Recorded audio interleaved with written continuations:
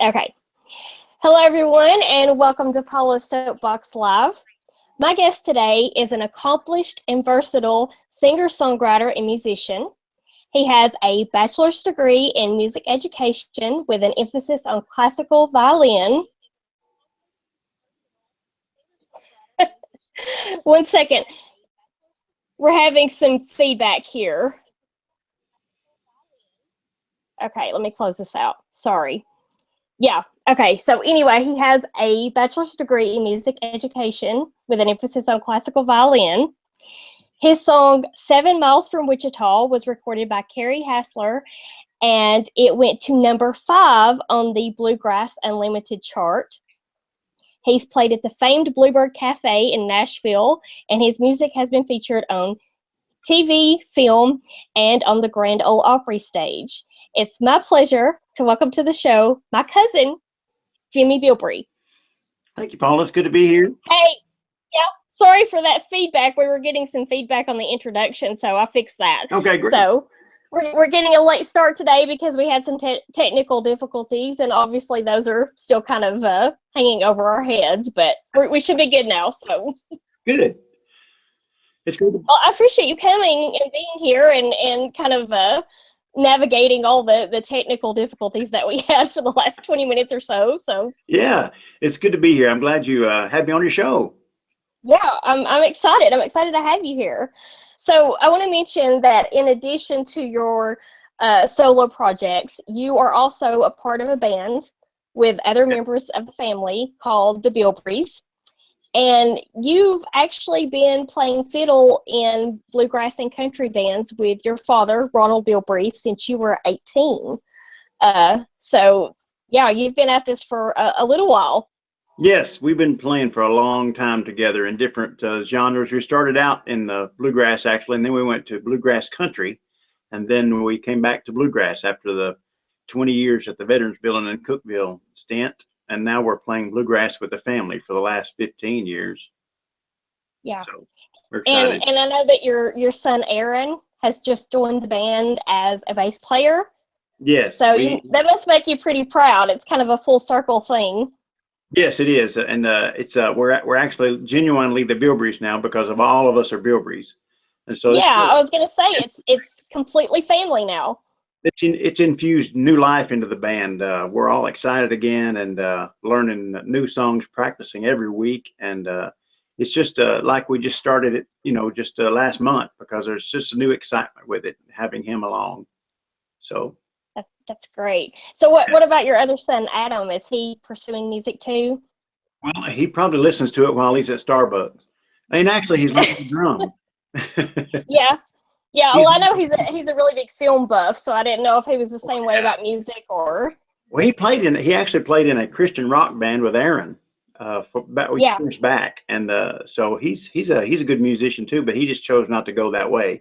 He went more to thing, and so he's actually in Juliet now. Really?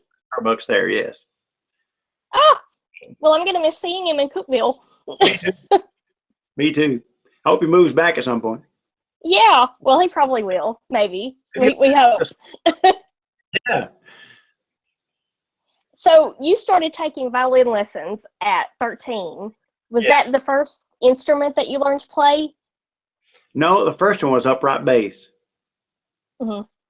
In a band that Dad had with some other fellas, and so they needed a bass player, so I jumped in on the upright bass.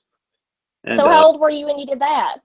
Oh, 17, 16, something like that. Yeah. I started doing that way early. So what's your earliest memory of?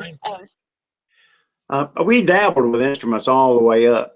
We always had them around the house, and so we just pick one up and make a few chords on it, and it was just like there was no lot like an obvious beginning. We just kind of melded into that.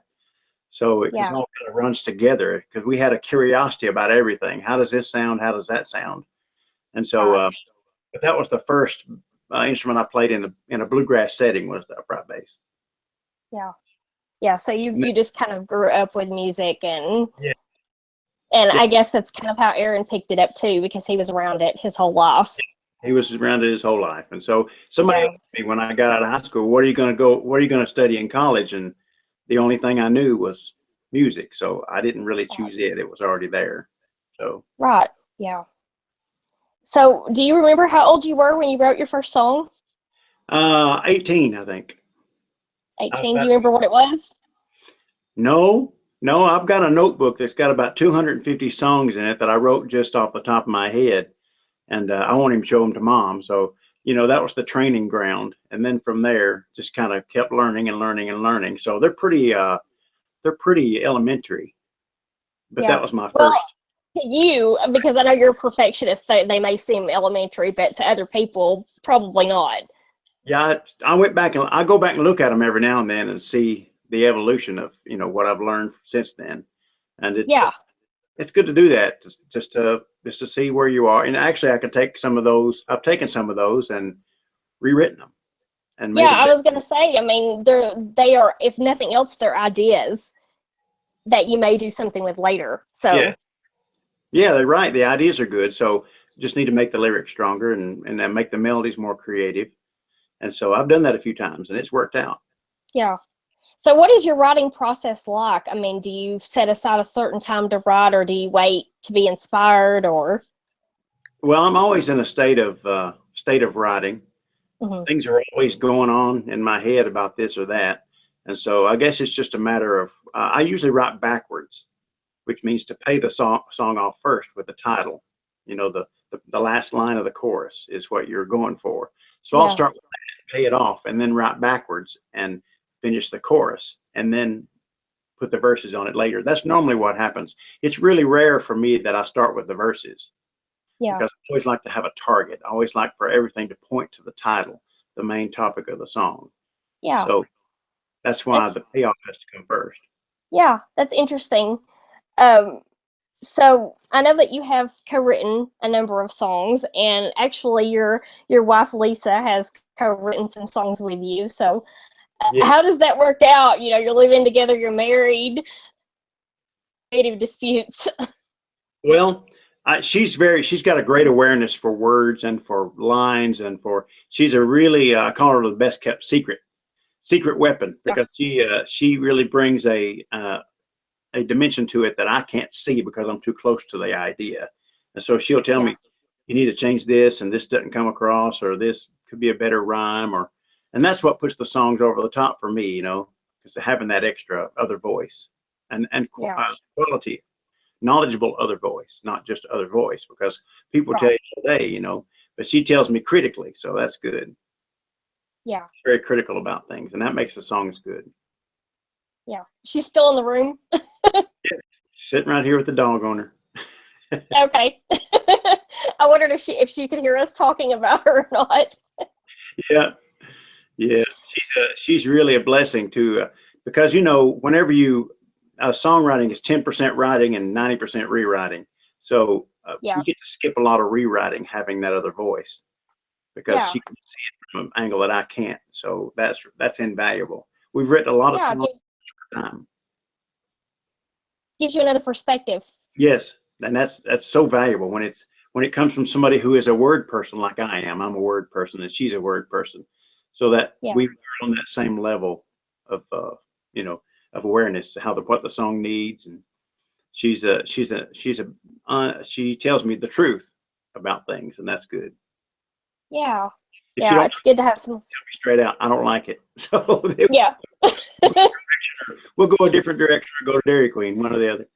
So Right. So you and your father wrote a song called "Wonderful Day," and that is on Joel Lawson and Quicksilver CD "Burden Bearer," and that album was actually nominated for a Grammy last year for Best Bluegrass Album. yeah. So how did this song end up on that album? Well, it was born about 3 years ago. He gave me about three little spiral bound pages about some thoughts he had on heaven. So I found them Mhm. uh, last year and I just started messing around with it and seeing what I could come up with. And so it turned into that song. And I got it to one of his band members after I recorded the demo. I recorded it 4-voice a cappella, and then I sent it to him, and he emailed me back that same day and said that Doyle loved it and wanted to put it on his CD. So it was just a stroke of, the lightning struck. There, God just said, "Here, have a blessing." So it was pretty exciting. And then I was looking on Facebook one day, and I saw a picture of Doyle's new CD that had been nominated for a Grammy, but I couldn't see the name of the CD. I thought, that's cool. And then I saw the name of the CD, and it said Burden Bearer. And I said, that's the one we have a song on. So it was pretty exciting to think that could be up for a Grammy, and we've got a song on it. That's just beyond your wildest dreams there. I just was just, it was just such a great blessing to be nominated for that. So right. That's so cool. And also, you and your father recorded an album with Bobby Smith, and that album is in the Smithsonian. Yes. What? When did that happen, and how did that happen? That happened a long time ago when a dobro player named Josh Graves was alive. We went and played on that CD, and he played on it also. So they in honor of him being on there and that type of music, they preserved it in the Smithsonian. So I was excited to hear about that too. That's like unheard of. Yeah, it is unheard of. That was when I was about 18, and so it's just been a really great. How have I never heard this story before? You kept that quiet. We recorded it in Nashville, and it's not as I thought it was. I didn't think it was that special of a thing, but everybody don't have music in the Smithsonian, so I found that out later. Right. So that's kind of neat. Well, when you're 18, your perspective on things is not quite what it is when you get older. So, it probably didn't mean as much back then. It did not. So, yeah.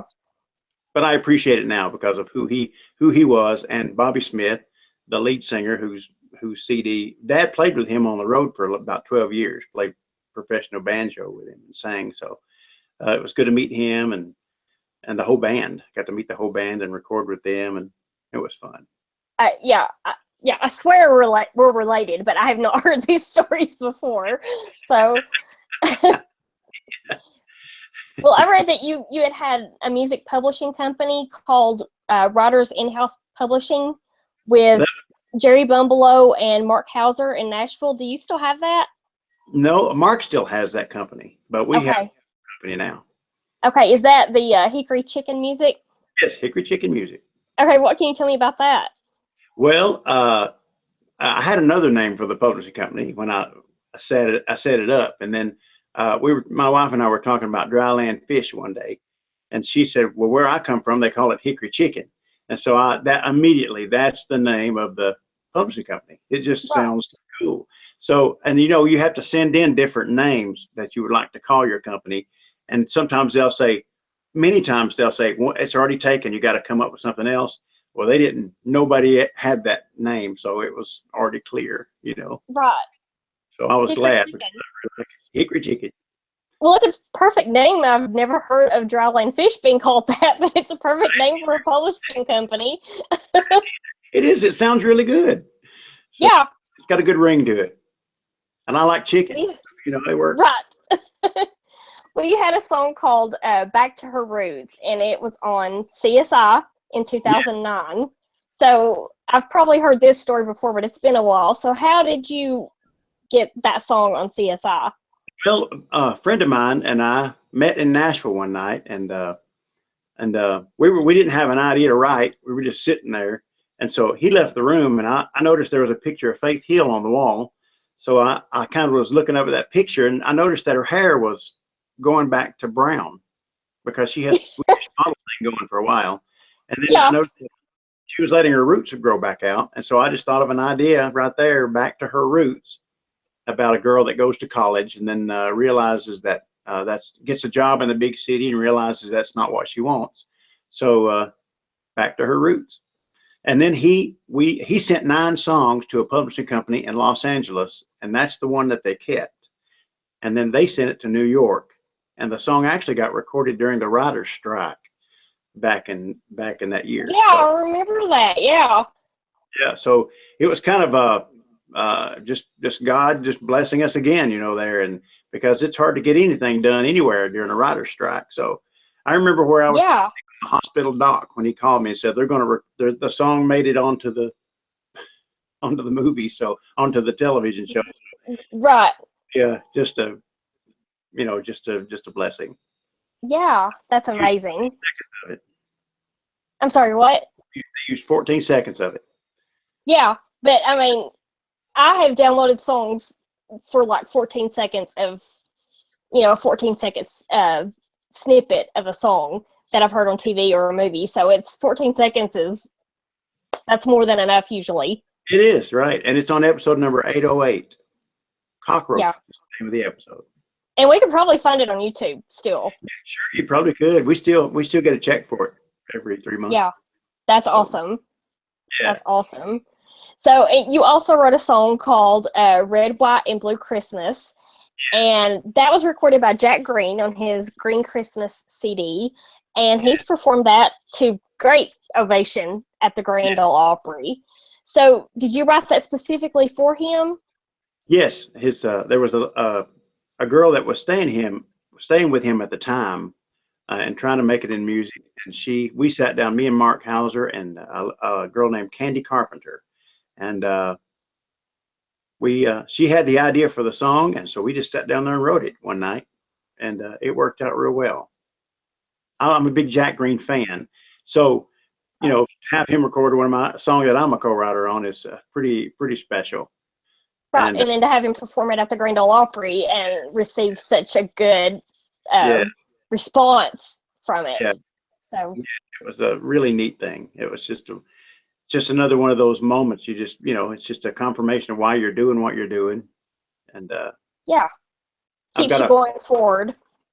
I've got it yes, it keeps you going forward. It keeps you thinking of what else you can do and what's next. We've got it on the wall here, the CD and the picture of Jack and Candy and the people that were in the studio with him that when they recorded that CD. So I like to commemorate things by putting them in shadow boxes, and that's too to see them.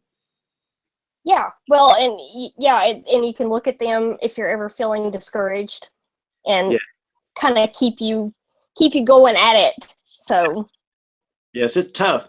It's tough. You just never know when what's going to come next. And sometimes you go for a long time and it seems like you're having a dry spell, and then something will happen.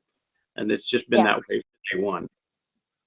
Yeah. We have songs recorded in Germany and Australia, and just really been fun.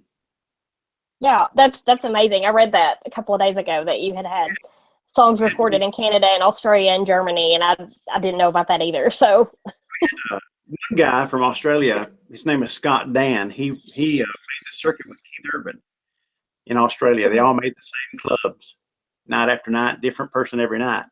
And so Keith Urban came here, of course, and became a superstar. And this Scott fellow was trying to do the same thing. And so we wrote that song one night in Nashville, he and I and Mark Hauser. Yeah. It was called Too Late. It's Too Late, I think the name was. No, It's Time. That's it. It's Time. So how many songs do you think that you've written over the years altogether? Do you even have an estimate? Let's say 450 or 500 altogether. Really? Since the beginning.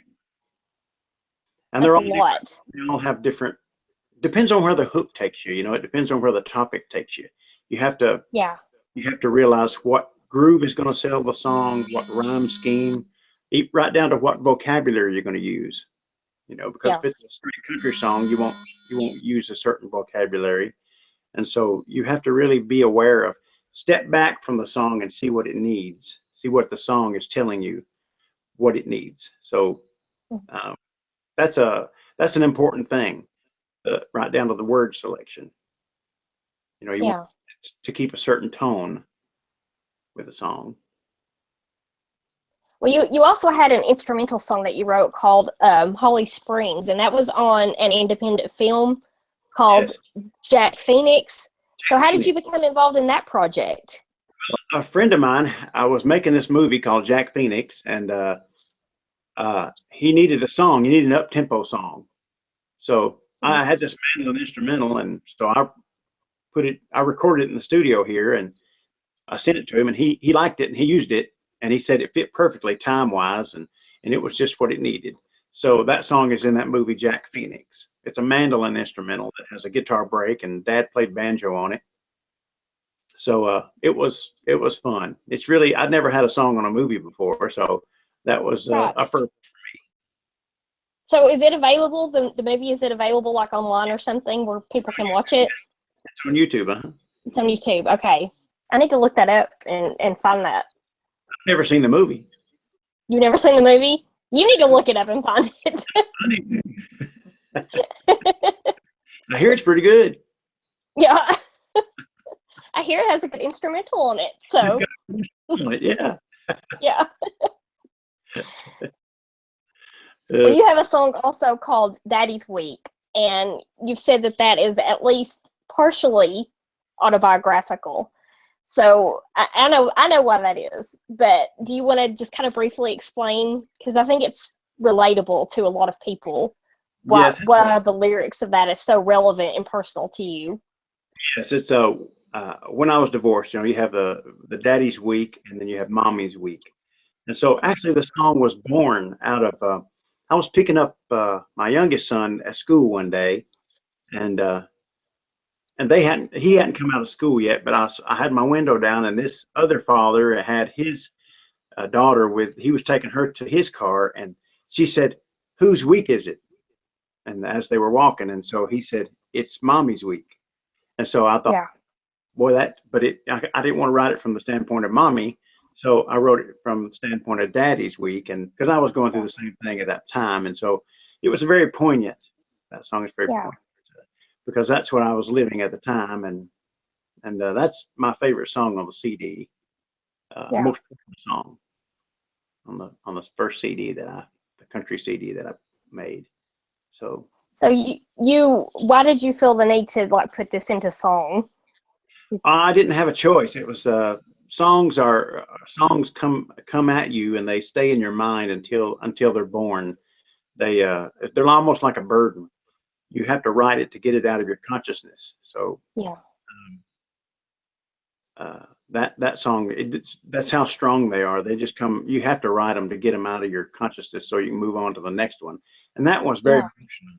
And I knew that I had a feeling that if it moved me, then somebody else could relate to that topic. So, and they have. Well, like I said, it is a relatable topic, and I mean, there's a lot of people that have to deal with that on a weekly, daily basis. So yes, and I just played off the technically speaking, as far as the writing process, I'll be strong until it's Daddy's week.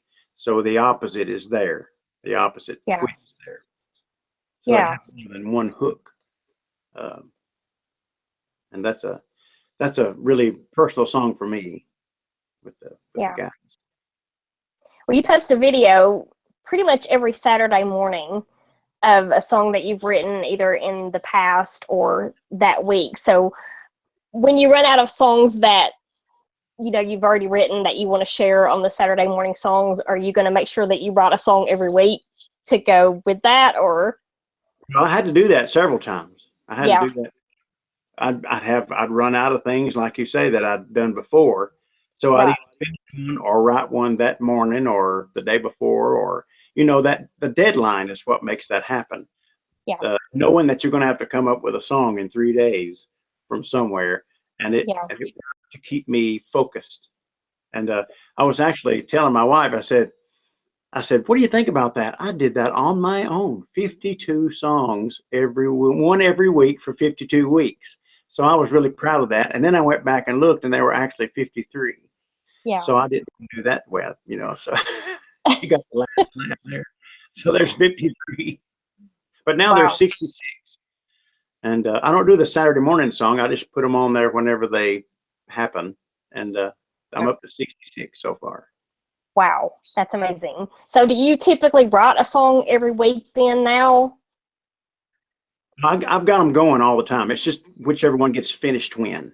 Whenever Right. I'm able to finish one, then I'll put it on there. Because Hmm. there are many in the works all the time. Yeah. Well, as I mentioned earlier, you have a bachelor's degree in music education, and you actually teach music at Stevens Street Baptist Church in Cookeville. And you teach quite a few aspects of music. What all do you teach? I teach fiddle, violin, mandolin, guitar, dulcimer, ukulele, harmony singing, songwriting, bass, just whatever somebody wants to learn that I can teach. That's what I do. Like I said, you're versatile. So, I just feel really blessed and it comes from just being immersed in music from the beginning and being curious about it and having a lot of time to follow that through. Uh, yeah. my time in college, while I was in college, I played in our country group at the Veterans Building, and so I just had music all the time. That's what I did, and so that's what I still do now. I'm thankful to say that because I worked Yeah. at the hospital for a while and didn't have my brain to follow through what I wanted to think about, and so now that I'm working over at the school, I do music all day, and that just operating in my gift, and that's just the dream job, the dream job. Yeah. Well, and it must be rewarding to be able to share your gifts with other people who have the same interest. Oh yes, I try to inspire them and impart as much wisdom as however much wisdom I can into young people and the older folks too, to help them get to where they're going as quickly as they can. So Yeah. So what age groups do you teach? Is it just set anybody? from 7 to 94, yes. Yeah. I have one 94, so uh, and she's quite a challenge because she's very knowledgeable about music. So I have her Yeah. lesson. Sometimes I have to take a nap because I'll come in, she'll go, tell me about seventh chords or tell me about something, and it really makes me reach back into my college education to answer her question. And then, Yeah. so that's always an interesting lesson. It makes you work for it. She does. She makes me work for it, and that's good. Keeps me reaching. So I appreciate Yeah. it. So, what is the Sutton Old Time Music Hour? That's a radio show that's put on every Saturday night down in Granville, and Sam Stout is the original host, and they have a reservation-only home-style meal every Saturday night, and then right after that they have a band that plays old-time or bluegrass music for 2 hours. The last hour is recorded for syndication, and they send it. Chris Neely is the one that sends that all over the world, and 45 radio stations, and so Wow. I'm a co-host down there, and it's just been a pleasure to do that. I like to Yeah. talk So how often do you co-host that? Is anyway. it I two host times a month? Yeah, and it's a lot of fun.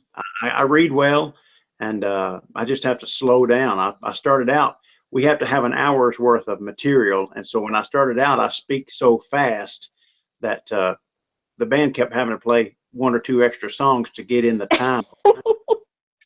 Now that I'm slowing down, they only have to have uh, 15 or 16 songs, so they appreciate Yeah. so because the faster I do the commercials, the less time they have, the less airtime there is, and the band has to make up for that lack of time with music. So Yeah. I'm slowing down and enunciating better. It works out better for everybody. Yeah. So, and you received the Sutton Old Time Music Award last year too, so that's pretty cool. Yes, I've been hosting that for what, more than a year now? More than a year now, and like I say, Sam Stout started that out, and he just got to where he needed some help, to get a breather.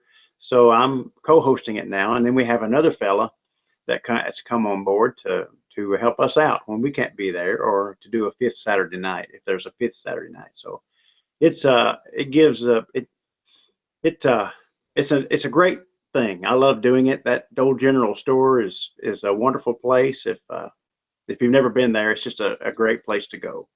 Yeah. We were currently working on a second solo album, and you're also working on a gospel album with the Bilbreys. So Yes. what can you tell me about those projects? I put down the bass and the guitar and the fiddle and the mandolin and the everything but the banjo. Dad came over and played the banjo on it, and so all we need to do now is put the vocals on it. And so Aaron in particular is excited about that. So we're going to do that here soon, as I get my studio up and running again. And then I have the songs already done for a second country CD, and it's going to be at least as strong as the first one.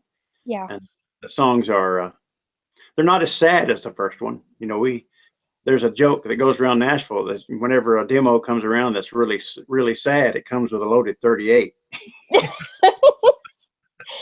Yeah, I can imagine. The first CD is really sad, but the second one is not as sad as that. Do you have a title yet?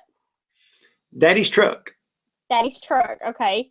Do you know when it will be available? No, not yet. It's Not yet. several months, I hope.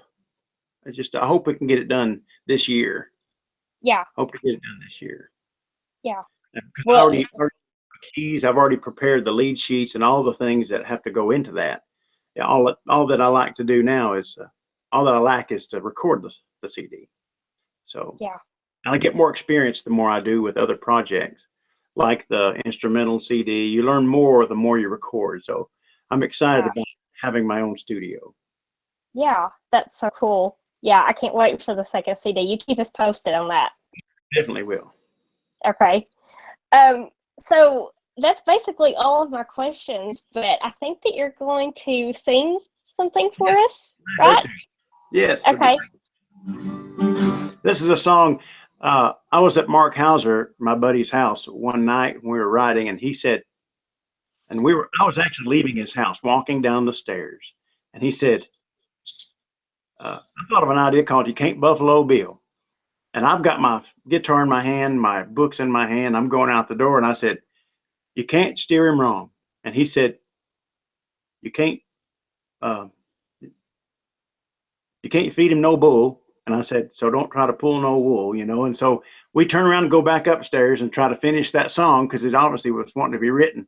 So we got about 3/4 of the way through it, and then we about 3/4 of the way through it, and then we came to a standstill, couldn't do any more. So we got with a friend named Casey Bethard, who has had many songs recorded in Nashville. He's an amazing songwriter and has such major success with Kenny Chesney and George Strait. And so he helped us finish it. And that's when it was recorded in Canada. Sorry. You're going it's getting set up. It's fine. We were going dead there for a second. So here is that song. It got recorded by a band named Riata in Canada. And so we're really excited about that. And shortly after that, they lost their record deal, but I still have the CD with this song on it. This is the first song that I've ever had recorded by anybody. Oh, cool. Okay, I'm glad you're going to play it then. Okay. Whenever you're ready.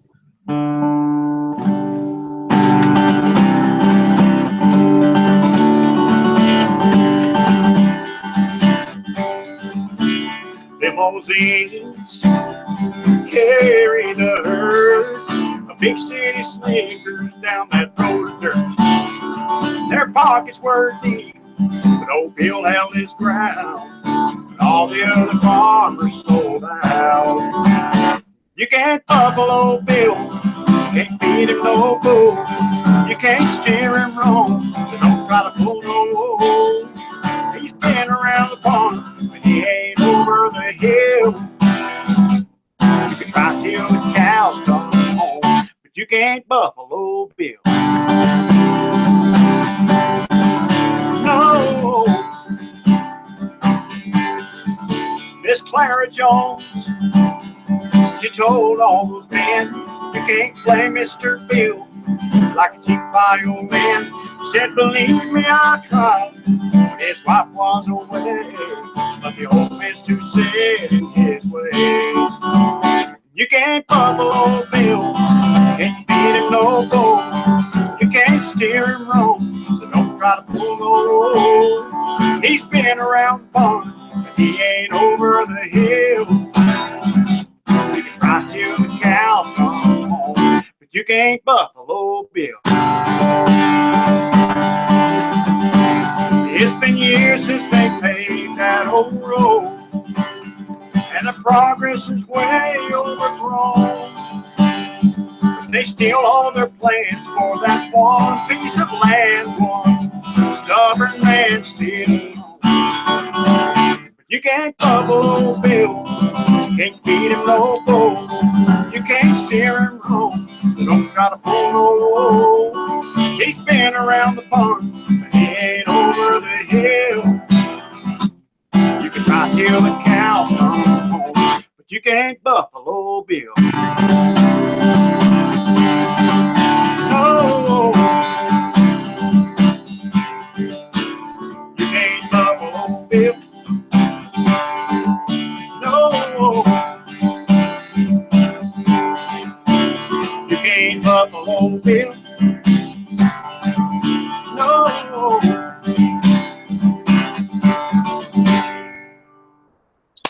Yeah, awesome. You know, when I taught music down at the Jackson County Elementary School for a while down in the school system, the 4-year-olds would, I'd let them sing that part. I'd say, you can try till the cows come home, and the little 4-year-olds would go, you can't Buffalo Bill. It was just, they loved it.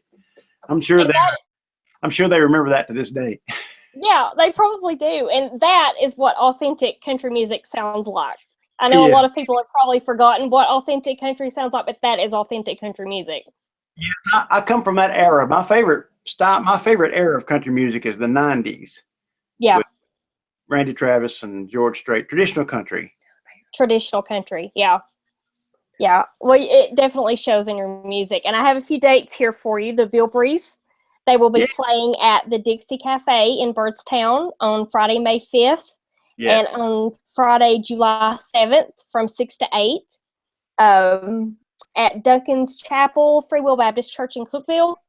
Yes. On Sunday night, May the 7th. And Little Opry on Saturday, May 13th. Where is that at?